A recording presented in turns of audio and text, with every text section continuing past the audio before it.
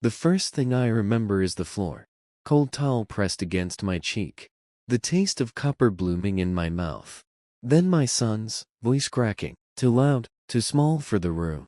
Dad, stay with me, please. My wife stood over me. Her hands hovered. They never touched. That's when I knew.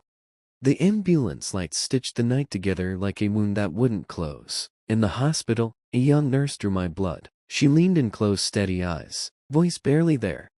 Don't eat or drink anything your wife brings you, she whispered. I'll explain later. When she came back with the results, she didn't soften it, she didn't hesitate. 5 words. This wasn't an accident. Everything snapped into focus. The hovering hands, the untouched glass, the calm in my wife's eyes while my world burned. I loved her once. That's the part people never understand. Love isn't a feeling, it's a structure. Brick by brick, years of mortgage papers, scraped knees, Christmas mornings that smelled like pine and sugar. We learned each other's routines, each other's silences. We learned how to lie without speaking. Betrayal doesn't arrive screaming. It slips in wearing your life. I'd felt it for months. Late nights that didn't smell like work. The phone turned face down like a confession. The way she stopped asking questions because she already had answers somewhere else. I told myself it was stress. I told myself love forgives. Love is blind until it isn't. The nurse explained it cleanly. Traces, patterns, a slow escalation masked as coincidence. She wanted you weak, she said. Compliant, not gone, not yet. I didn't cry. I thanked her.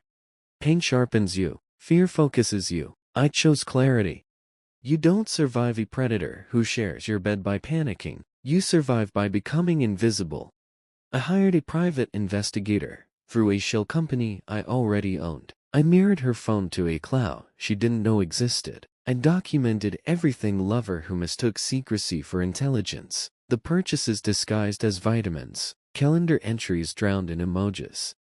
I changed nothing on the surface. Same dinners, same smiles. I let her think the dosage was working. Let her believe my weakness was surrender.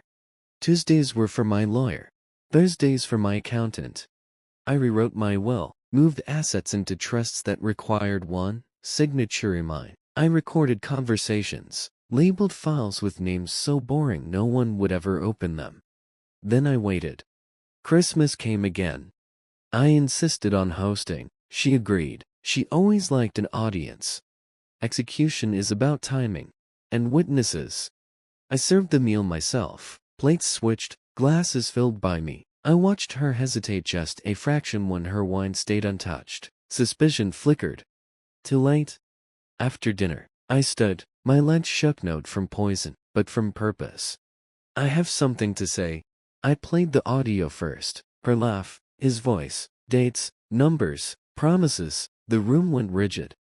Then the messages filled the television, scrolling like a verdict. Receipts followed, the nurse's report, the toxicology timeline, the police report number already filed, just waiting to be activated. My wife's face emptied. Her lover, invited on purpose, stood up, then Saturday back down. Power changes posture. I turned to her. You tried to turn me into a patient, I said. I turned you into a case. She reached for me. I stepped back. You don't get to touch me anymore. The sirens arrived on cue. Not for me. The fallout was surgical. Charges filed, accounts frowned. The lover folded first. They always do. She tried anger, then tears, then silence. None of it worked. I watched my son breathe easier once the truth had a shape. I slept without locking the bedroom door. Justice isn't loud. It's precise.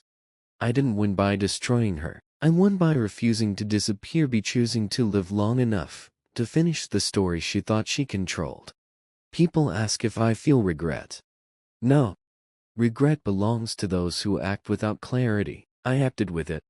Months later, the nurse sent a card. No return address. 5 words, written steady. You listened. That mattered. I didn't collapse at Christmas dinner because I was weak. I collapsed because someone underestimated how quietly a man can rise.